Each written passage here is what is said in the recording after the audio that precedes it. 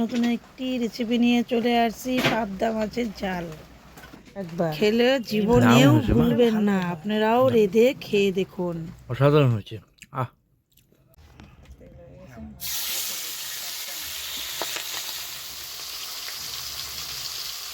পাবদা মাছটি ভাজা হচ্ছে। মাছটি ভাজা হয়ে গেছে, এখন তুলে নিতে হবে। প্রচণ্ড ফুটছে বাবা গো। আলুটা ভেজে নিলাম লাল লাল করে, এখন তুলে নেব।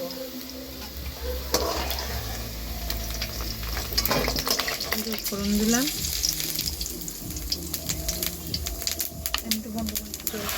হলুদ গুঁড়ো, লঙ্কা গুঁড়ো,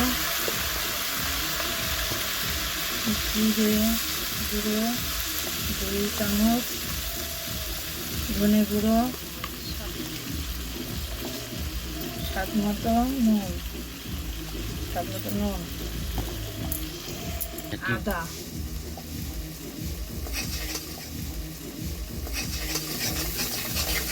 আদা বাটা,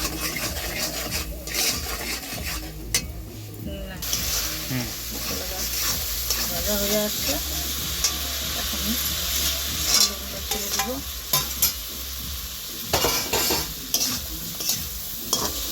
মশলা কষানো হয়ে গেছে, এখন দিব গরম জল। গরম জলটা দিলে ভালো হবে, তবে গরম জলটা দিলে খুব টেস্টি হয়। মাছের জিরার ঝোল।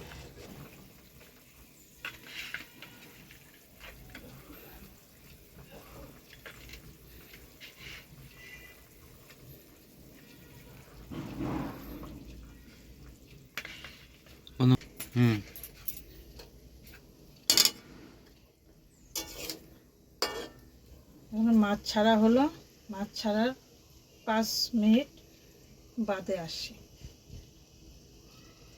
5 মিনিট পর খেতে দারুণ হবে। হ্যাঁ নিশ্চয়ই, অসাধারণ টেস্ট হবে নিশ্চয়ই, খুব সুন্দর হবে। খাইতে বলছে আমাদের ঝোলটা সেই হচ্ছে, এখন হয়েই এসেছে প্রায়, আর 5 মিনিট পরেই নামিয়ে দেব। নামিয়ে দিচ্ছি, হয়ে গেছে ঝোল। গরম মশলা দিয়ে নামিয়ে দেবো।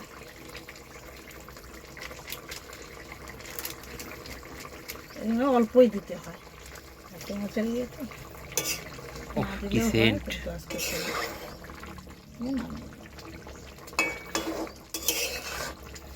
দেখো কি সুন্দর গন্ধ বেরিয়েছে। হ্যাঁ, সুন্দর গন্ধ বেরিয়েছে।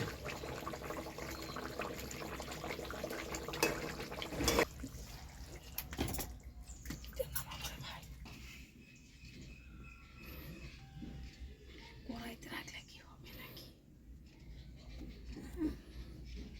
কড়াইতে দিলে মানুষের কড়াইতে আমি ঢেলে দিই এটা নাকি।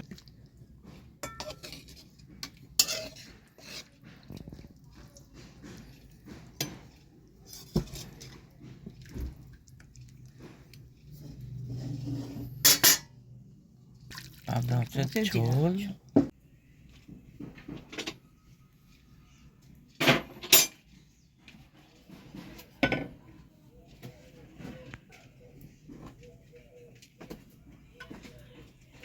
এই বাবুরে, আয়, গরম গরম ঝোল আর ভাত, টেস্টি ভাবে।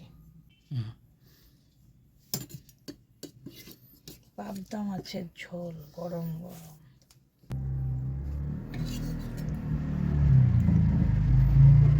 বাহ, দেখি তো জিভে জল চলে আসছে।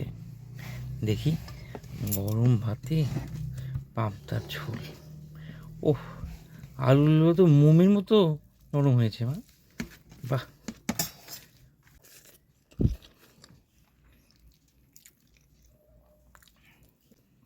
এইভাবে দারুণ হয়েছে মা, ভালো হয় বানাতো। অসাধারণ হয়েছে। আহ